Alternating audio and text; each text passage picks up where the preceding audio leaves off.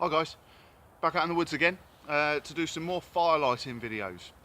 Okay, so today we're going to do a fire lighting video on the old style. So the very first friction by fire lighting, fire by friction, would be the flint and steel, the old flint and steel. Okay, so this is just a piece of soft flint that has been forged into a nice good hand grip, and we've got a nice piece of hard flint. Okay, we want a sharp bit. Okay, and what we're going to do is we're going to knock with our wrist, nice sort of flicking action with our wrist, and we're going to chip down. I don't know if you can see them on camera, tiny little sparks that are just jumping up into the air, not bashing it so that we're ruining this flint, and not too light, and so we don't catch our knuckles either. So a nice flicking action of the wrist, just sort of flicking the top of that flint onto that steel onto that flint, and we're making lots of little sparks on there. What we're going to create an ember from is we're going to use a bit of char cloth. Okay, we'll do some videos on how to make char cloth in the future, but this is just a piece of 100% cotton. All the oxygen has been sucked out of it, just like you make charcoal basically. It just hasn't combusted. Okay, and this is very, very flammable. We can't get this wet. If we get it wet, then it's ruined. Okay, so nice, dry and fibrous is, again, like all of our tinders, dry and fibrous. So we find some nice fibrous edges on there. I'm going to place that on top of our flint. Okay, and then when we hit our steel onto that flint, hopefully the sparks will jump up and on top of our char cloth, and then we can blow that into flame. What we're going to put that into is a tinder bundle. Okay, so this is a tinder bundle that I've found in the woods, so looks like a bird's nest.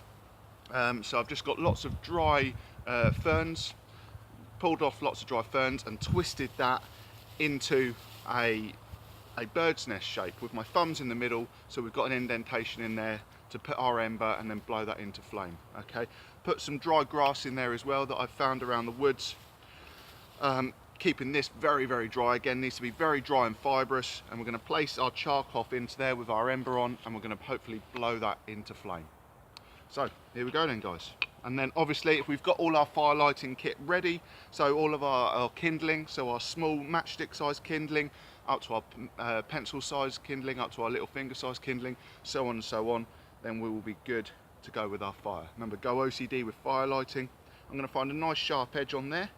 I'm going to hold that down with my thumb, get the steel in my hand, and hopefully we'll get a spark to jump up on top. There we go. Okay, I don't know if you can see that on camera. It's just glowing away there. I'm going to place that into my tinder bundle. Try not to smother it.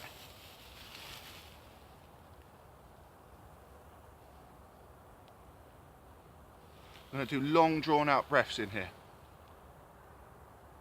When I take a breath, I'm going to move it away from my face. I'd normally stand up for this, but we won't be able to see it on camera.